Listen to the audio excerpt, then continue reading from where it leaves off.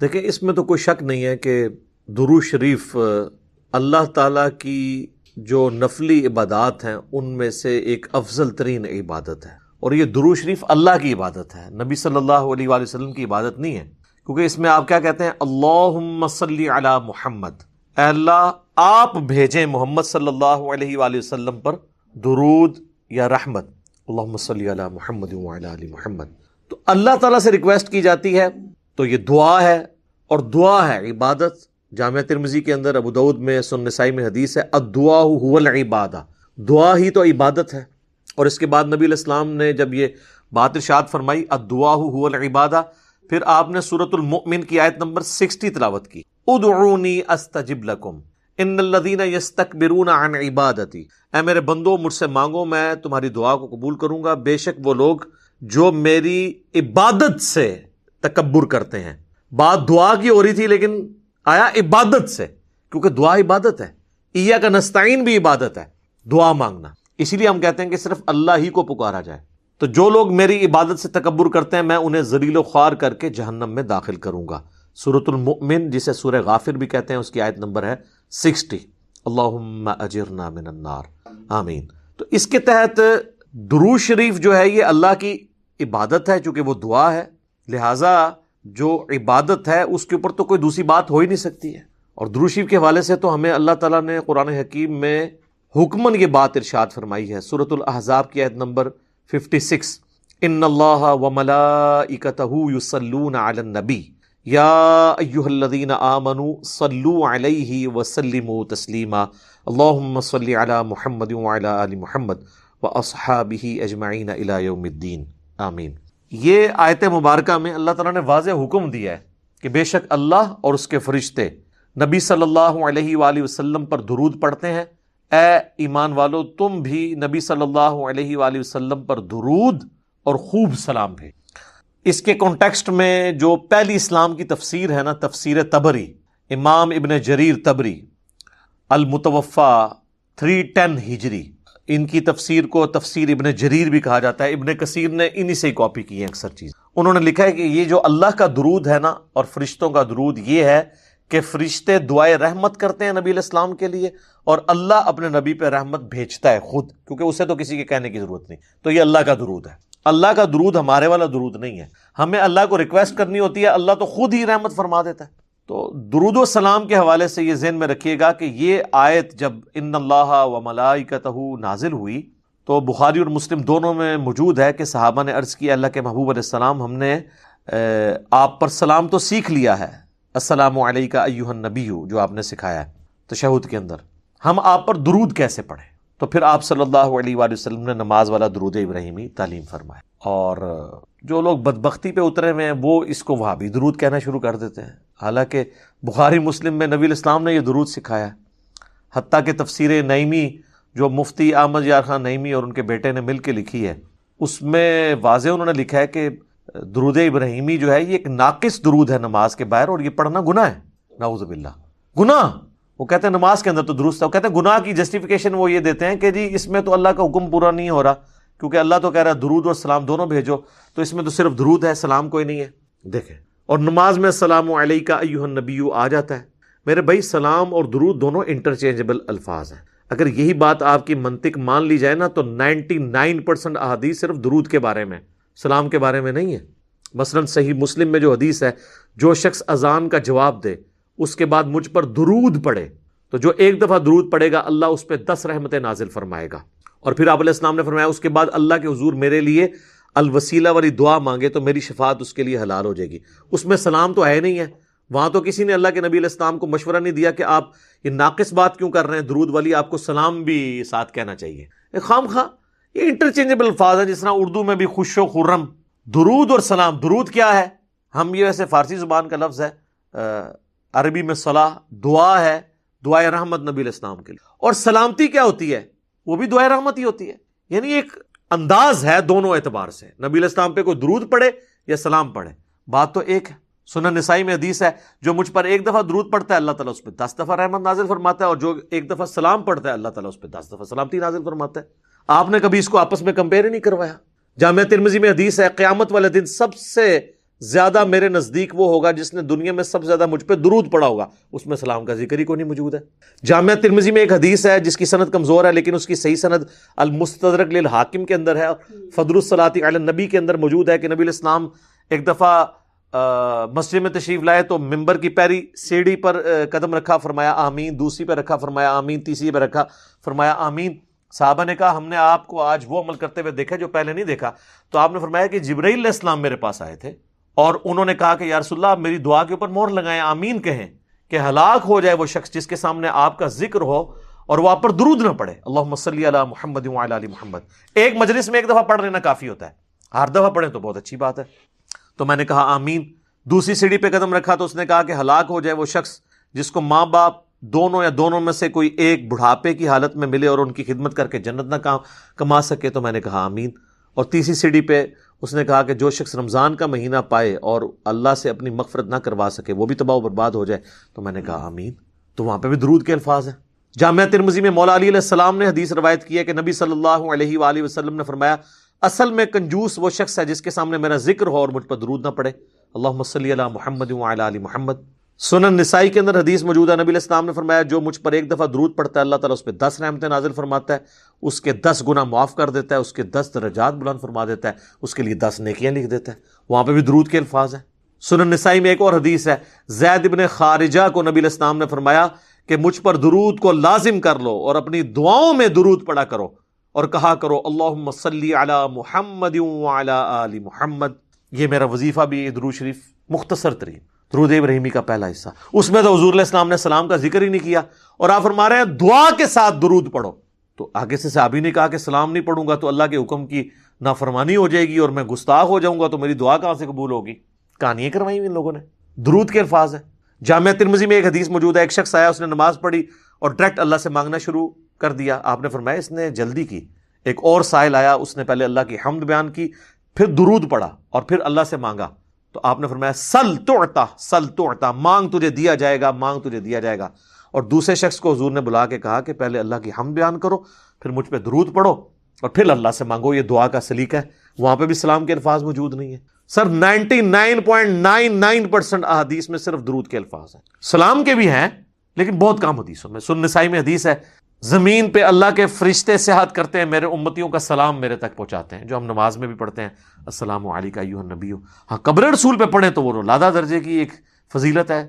وہ سنن ابی داؤد میں حدیث ہے جو کوئی شخص مجھ پہ سلام پڑھے گا، امام داؤد نے اسے قبر رسول کی حاضری والے چیپٹر میں لیا ہے، اللہ میری روح لوٹا دے گا، میں اس کے سلام کا جواب بھی دوں گا۔ یعنی یہ برزخی معاملہ ہے، اور روح کا لوٹنا بھی برزخی، ورنہ روح داخل کرنے اور نکلنے سے تو تکلیف ہوتی ہے، یہ برزخی معاملہ ہے۔ اور اگر وہ کہتا ہے نہیں یہ فزیکل ہے، تو کیا نبی علیہ السلام کے سلام کے جواب دینے کی آواز ہمیں باہر آتی ہے؟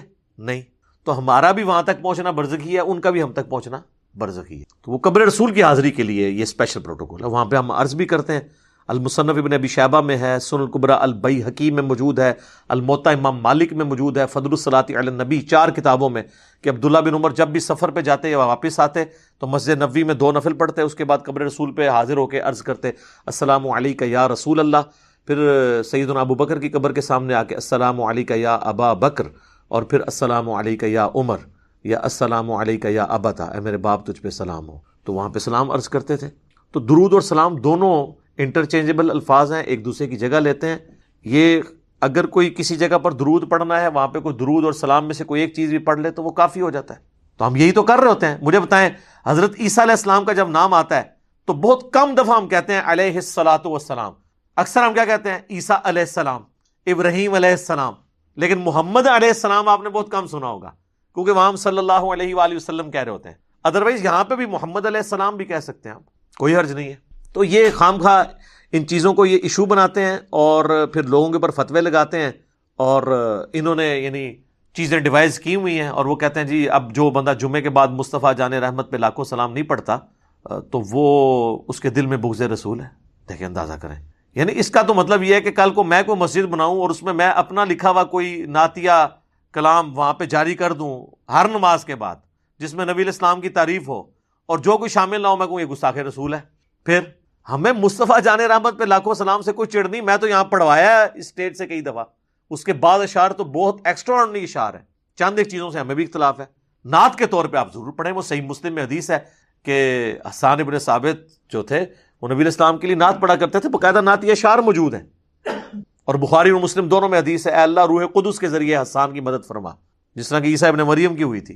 نبی علیہ السلام تو دعا کرتے تھے نعت پڑھنے والوں کے لیے. نعت کے طور پہ ضرور پڑھیں, لیکن جب آپ کسی چیز کو اجتماعی عبادت کی شکل دیں گے اور اسے کسی جگہ فکس کریں گے, جس طرح انہوں نے ہر نماز جمعہ کے بعد صلاۃ السلام کھڑے ہو کے یوں پڑھتے ہیں اور اسے فکس کر لیا اس اعتبار سے, اور کھڑے ہو کر صلاۃ السلام ایک دائرہ بنا کے, اور جو نہیں پڑھتا اس کو کہتے ہیں اس کے دل میں بغض ہے. حالانکہ ان سے پوچھے کہ صحابہ کرام صلاۃ السلام اس طرح جمعے کے بعد پڑھتے تھے, ہیں اینج کریں گے, عربی میں ہی بتا دیں کہ پڑھتے تھے کہ نہیں. ہم کہتے ہیں یار اذان کے ساتھ درود نہ پڑھو, اذان کے بعد آپ درود اور دعا مانگو. مسلم شریف میں حدیث ہے شفاعت واجب ہو جائے گی. پہلے کیوں پڑھتے ہو, اس کا حصہ کیوں بنا دیا ہے؟ وہ کہتے ہیں ہم وقفہ کر لیتے ہیں, اور وقفہ بھی کرتے ہیں جب بجلی ہو, جب بجلی آف ہو, اسپیکر بند ہو, تو بغیر صلاۃ السلام کے ہی اذان دے دیتے ہیں, کیونکہ وہ کسی اور کو سنا رہے ہوتے ہیں. تو کہتے ہیں جی کیا ہوا اگر ہم نے پہلے ملا لیا؟ تو ہم کہتے ہیں کیا حضرت بلال نے صلاۃ السلام پڑھا تھا؟ ہیں. اور یہ سیم بات غلام سعود سعیدی صاحب نے بھی شرح صحیح مسلم میں, بریلویوں کے خود اتنے بڑے محدث گزرے ہیں اور کسی حوالے سے میرے استاد بھی ہیں, تو انہوں نے لکھا ہے کہ حضرت بلال کے دل میں ہم سے زیادہ عشق رسول تھا, لیکن وہ اذان سے پہلے درود و سلام نہیں پڑھا کرتے تھے. اور ان کی مسجد میں بلکہ ایک دو راتیں رہا بھی ہوں, تو انہوں نے منع کیا ہوا تھا وہاں. کبھی کبھار وہ اپنے مکتب فکر کے شر سے بچنے کے لیے 3-4 دن بعد نا ایک دفعہ درود پڑھوا لیتے تھے, وہ بھی بعد میں. ویسے وہ اذان کے ساتھ درود نہیں پڑھواتے تھے. تو ہم جب کہتے ہیں تو وہ فوراً فتویٰ لگاتے ہیں. وہ کہتے ہیں نہیں بغض ہے جبھی تو منع کر رہے ہیں نا, ٹائم کوئی اللہ نے بتایا نہیں ہے. اگر اللہ نے ٹائم نہیں بتایا تو جب مرضی پڑھیں. تو سر پھر ہم آپ سے عرض کریں گے, کیا آپ مسجد میں جاتے وقت ٹوائلٹ کی دعا پڑھیں گے, یا ٹوائلٹ میں جاتے وقت دعا پڑھتے ہوئے ساتھ دروشی بھی پڑھیں گے؟ تو خود ہی ان کو سمجھ آ جائے گی بات کی کہ ہر چیز کا ایک وقت ہے. یہ تو اسی طریقے سے ہے, دروشی کا اگر کوئی وقت نہیں ہے تو پھر آپ قیام کے اندر سورہ فاتحہ کی جگہ دروشی پڑھنا شروع کر دیں گے, اپنی مطلب سے چیزوں کو اپنی مرضی سے چینج کریں گے.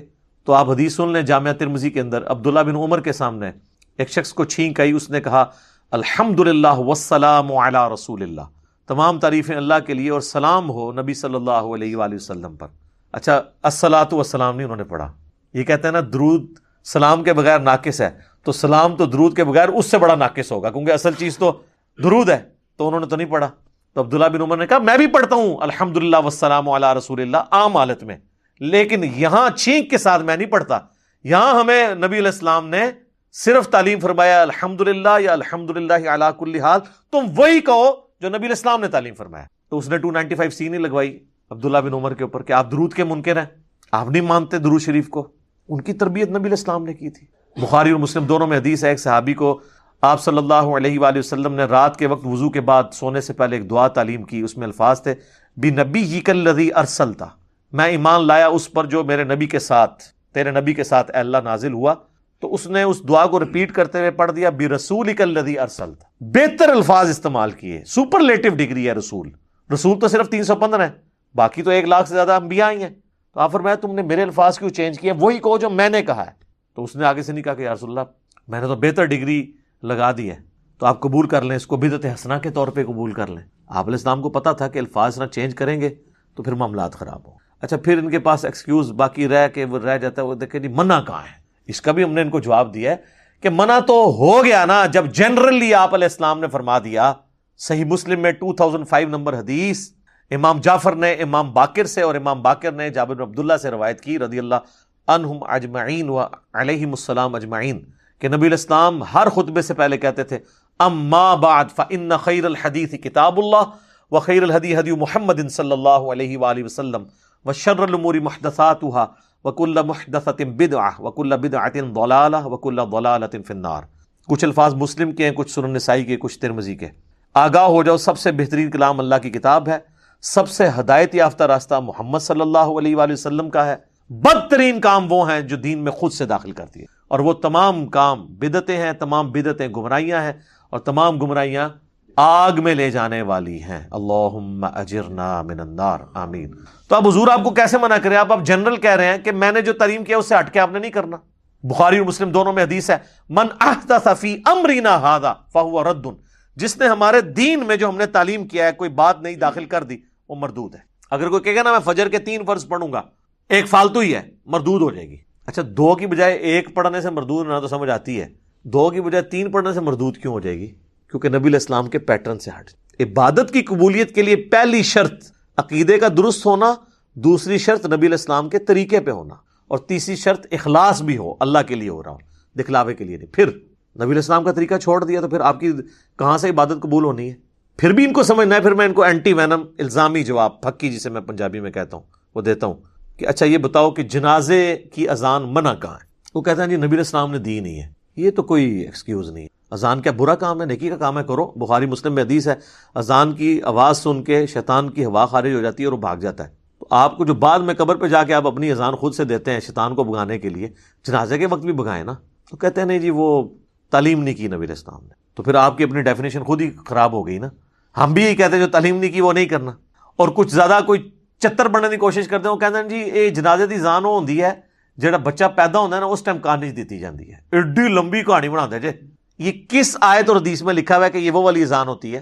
خام اذان کا مقصد ہمیشہ نماز کے اعتبار سے لوگوں کو بلانا ہوتا ہے.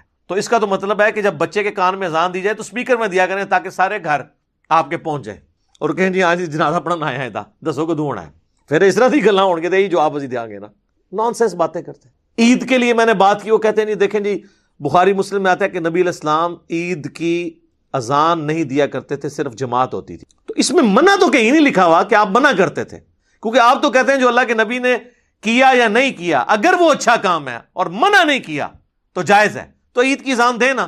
تو کہیں گے نہیں. تو یہاں پہ بھی آپ یہی سمجھیں. تو یہ بدعت کو سمجھیں، یہ بہت سینسٹیو ایشو ہے. اس طرح تو ہر شخص اپنی مرضی کا دین ڈیوائز کرنا شروع کر دے گا. وہ کہتے ہیں نہیں جی ایک حدیث ہے صحیح مسلم کے اندر کہ جس نے اسلام میں اچھی بدعت جاری کی اسے ثواب ملے گا، اور جتنے لوگ عمل کریں گے اس کا ثواب بھی ملے گا. جس نے بری بدعت جاری کی تو اس کا وبال اس پہ ہوگا، اور جتنے لوگ عمل کریں گے ان کا وبال بھی اس پہ پڑے گا. سر یہ کہیں مسلم شریف میں ان الفاظ کے ساتھ نہیں ہے. یہ الفاظ ہیں سنت حسنۃ اور سنت سیئۃ. جس نے اچھی سنت جاری کی اور جس نے بری سنت جاری کی. اچھا طریقہ، سنت مانے طریقے کے. اور یہ پوری حدیث جو ہے یہ بیان نہیں کرتے، اس میں خود ہی کلیئر ہو جائے گا کہ نبی علیہ السلام کے پاس کچھ نیو مسلم آئے جن کے پاؤں میں جوتیاں بھی نہیں تھیں اور غربت کے آثار ان پہ نمایاں تھے. نبی صلی اللہ علیہ وآلہ وسلم نے خطبہ دیا مسجد کے اندر نماز کے بعد، اور اس میں آپ علیہ السلام نے قرآن پاک سے جو ہے وہ انفاق فی سبیل اللہ سے متعلق آیات تلاوت کی اور ترغیب دلائی. تو لوگ اپنے اپنے گھروں کو گئے تاکہ ان نیو مسلمز کی مالی مدد کریں. تو ایک شخص گیا، وہ اتنا بڑا جو ہے نا وہ بھر کے نا بورا، صحابہ کہتے ہیں بڑی مشکل سے وہ گھسیٹتا ہوا لا کے مسجد کے سین میں اس نے رکھا. تو اس کو دیکھ کے باقی لوگوں کو بھی ہمت ہوئی، اپنے گھروں سے سامان لے کے آئے. تو نبی علیہ السلام نے اس شخص کے بارے میں فرمایا جس نے اسلام میں اچھا طریقہ جاری کیا، اسے ثواب ملے گا، اور جتنے لوگ اس کو دیکھ کے کریں گے اسے بھی ثواب ملے. تو یہ مسجد میں لا کے اللہ کی راہ میں خرچ کرنا، اس میں کون سی بدعت ہوئی تھی؟ یہ طریقہ تھا. آج اس طریقے کی ماڈرن فارم ہو سکتی ہے، آپ آن لائن کسی مدرسے کے اکاؤنٹ میں پیسے ٹرانسفر کرتے ہیں. تو یہ تو نبی علیہ السلام کے زمانے میں نہیں تھا. لیکن مسجد یا مدرسے کی خدمت کرنا مال کے ذریعے تو صحابہ کی سنت تھی. سیدنا عثمان نے 3 دفعہ جنت کی بشارت اسی کے اوپر پائی ہوئی ہے. طریقہ بدل گیا. طریقے تو بدلتے رہیں گے. نبی علیہ السلام نے اونٹ پہ حج کیا، ہم جو ہے وہ جہاز پہ جاتے ہیں. طریقہ بدلا لیکن عبادت کا طریقہ نہیں بدلا. مڑ مڑ کے بھی مثال دے دینا، جی مسجد میں قالین ڈلوا لیے، اے سی لگوا لیے، یہ بدعت نہیں ہے سر، اس لیے کہ اس کا نماز سے کوئی تعلق ہی نہیں ہے.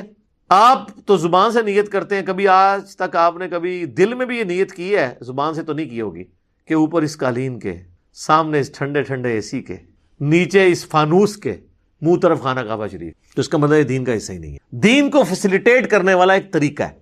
جیسے کہ صحیح بخاری اور صحیح مسلم، یہ امام بخاری امام مسلم نے ایک طریقہ اڈاپٹ کیا. یہ ویڈیو کیمرے میں ہم جو کچھ ریکارڈ کر رہے ہیں یہ ایک طریقہ ہے. ریکارڈ دین ہی ہو رہا ہے، طریقہ ہے. تو طریقے تو اسی طریقے سے اگلے زمانوں میں لوگ گٹھلیوں کے اوپر شمار کرتے تھے، اب الیکٹرانک کاؤنٹر آ گئے. ایک اچھا طریقہ ہے. تو اسلام میں اس طرح کے طریقے جو جاری ہوئے ہیں ان کے اوپر بشارت ہے، اور برے طریقے اگر کوئی جاری کرے گا تو ظاہر ہے اس کے اوپر وبال ہوگا. تو یہ اچھی بدعت اور بری بدعت والا معاملہ نہیں ہے، اچھا طریقہ اور برا طریقہ ہے. بدعت کی ڈیفینیشن کو اس حوالے سے نہ، اور پھر یہ اتنے اس معاملے میں سخت ہیں.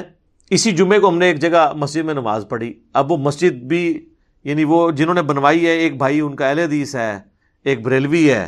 امام مسجد انہوں نے وہ رکھا ہوا ہے ایک بریلوی، اور جو خطبہ دیتے ہیں وہ ایک اہل حدیث ٹائپ ہیں بھائی، تنظیم اسلامی کے جو رفع الیدین سے نماز پڑھتے ہیں. تو نماز پڑھ کے ہم نکلے ہیں تو انہوں نے جناب اسپیکر آن کر کے ایک بچہ کھڑا کر کے 2 بندے کھڑے کر کے مصطفیٰ جان رحمت اللہ کو سلام شروع کر دیا، اور عجیب و غریب نظروں سے باقیوں کو دیکھ رہے ہیں کہ یہ لوگ پڑھ نہیں رہے ہیں۔ انہوں نے یعنی یہ سمجھا کہ اب یہ اس جمعے کا حصہ بن گیا، تو بنا دیا انہوں نے۔ وہ کہتے ہیں جمعے والے دن درود شریف کی بڑی فضیلت ہے۔ سر درود شریف کی فضیلت ہے جب آپ انڈیویجولی پڑھتے ہیں، بالکل ہے، ابو داؤد میں حدیث موجود ہے، مشکات کے اندر بھی ہے کہ جمعے کا دن تمام دنوں کا سردار ہے۔ اس دن آدم علیہ السلام پیدا ہوئے، اس دن وہ فوت ہوئے، اس دن پہلا سور پھونکا جائے گا، اسی دن دوسرا سور پھونکا جائے گا۔ تم جمعے کے دن مجھ پہ درود کی کثرت کرو، بے شک تمہارا درود مجھ پہ پیش کیا جاتا ہے۔ ایک صحابی نے عرض کیا، اللہ کے نبی جب آپ مر جائیں گے اور آپ کی ہڈیاں مٹی میں مل جائیں گی، الفاظ ذرا غور کریں، کوئی گستاخی کا فتویٰ نہیں لگا ان پہ، تو کیا آپ پہ اس وقت بھی درود پیش ہوگا؟ تو آپ نے فرمایا ان اللہ حرم علی الارض ان تاکل اجساد الانبیاء، بے شک اللہ نے مٹی کے لیے حرام کر دیا ہے کہ وہ نبیوں کے جسموں کو کھائے، مجھ پہ اس وقت بھی درود پیش ہوگا۔ تو ظاہر ہے درود شریف جمعے والے دن پڑھنا چاہیے، اللہم صلی علی محمد وعلی آل محمد، ہم تو پڑھتے ہیں اہتمام کے ساتھ جمعے والے دن درود شریف، لیکن اس کو آپ مصطفیٰ جان رحمت پہ لاکھوں سلام کس طرح فٹ کر رہے ہیں؟ بریلویوں نے یہ نشانی بنا دی، دیوبند نے جی وہ ایک درود شریف وہ جی 80 دفعہ پڑھ لیں جمعے والے دن 80 سال کے گناہ معاف ہو جائیں گے۔ بریلویوں کو بھی بتایا جاتا ہے وہ اللہم صلی علی محمد النبی الامی وآلہ وسلم تسلیما۔ تو سر یہ القول البدیع کتاب میں موجود ہے اس کا ریفرنس، اور وہ جو اس کا راوی ہے نا امام سخاوی، وہ نبی علیہ السلام کے 500 سال بعد آیا اور اس نے بغیر سند کے یہ حدیث لکھی ہے۔ یہ حدیث کہاں ہے؟ اس کی کوئی ملتی جلتی کوئی سند موجود ہے طبرانی میں بھی، وہ بھی متروک اور ضعیف راویوں سے ہے۔ 80 سال کے گناہ اس طرح معاف نہیں ہوں گے، اسی تو لوگ پھر صرف جمعہ ہی پڑھتے ہیں، اس کے بعد 80 دفعہ درود شریف پڑھ لیتے ہیں، 5 وقت کی نماز ہی چھوڑی ہوئی ہے لوگوں نے۔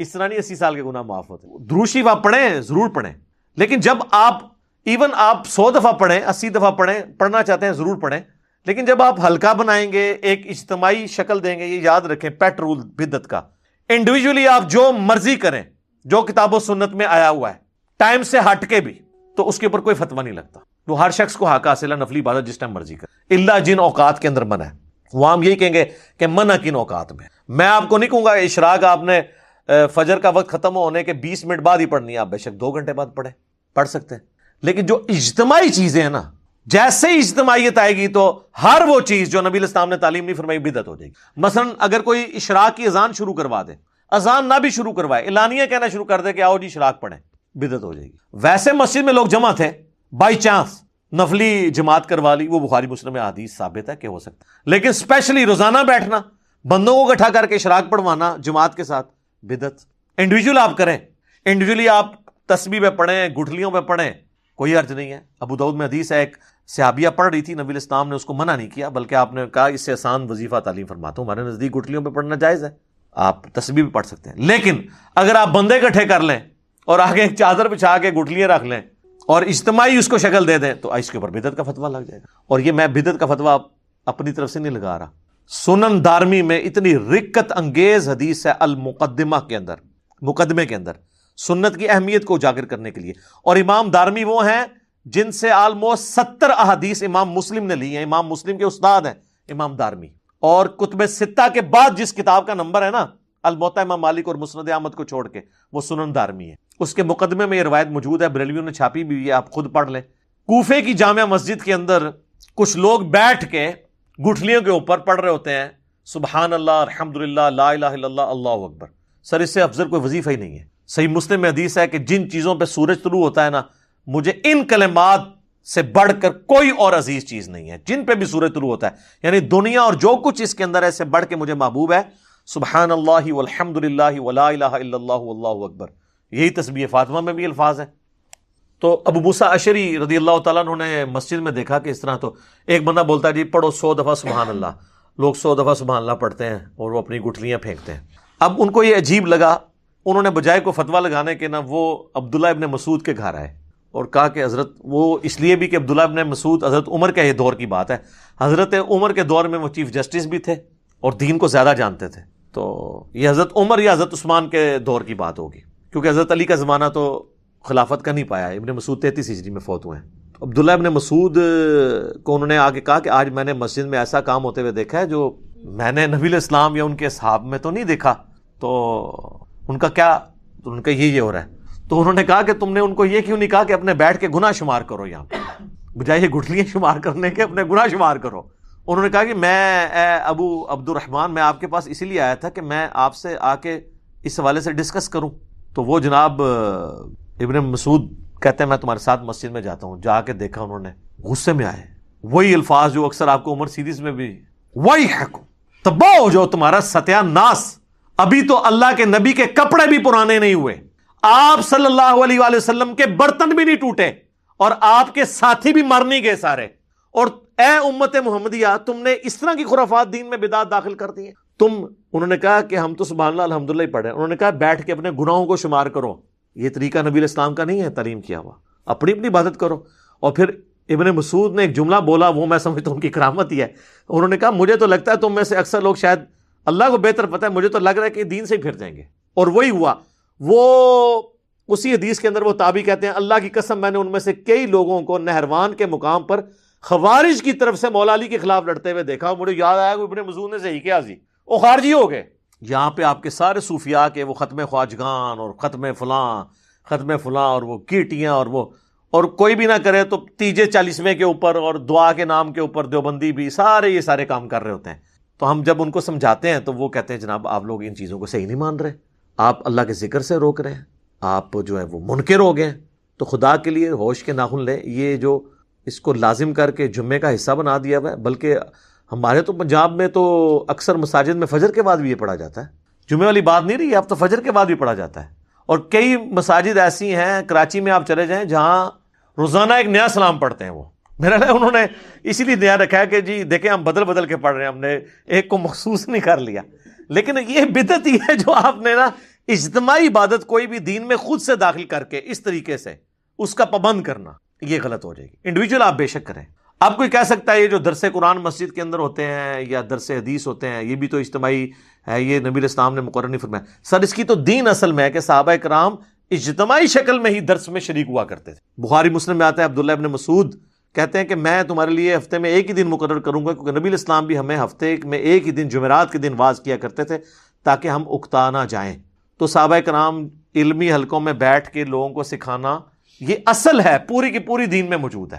اس کے لیے آپ کوئی بھی ٹائم رکھ لیں, کوئی حرج نہیں ہوگا. یہ وہ اجتماعی حلقے ہیں جن کی اصل ہے.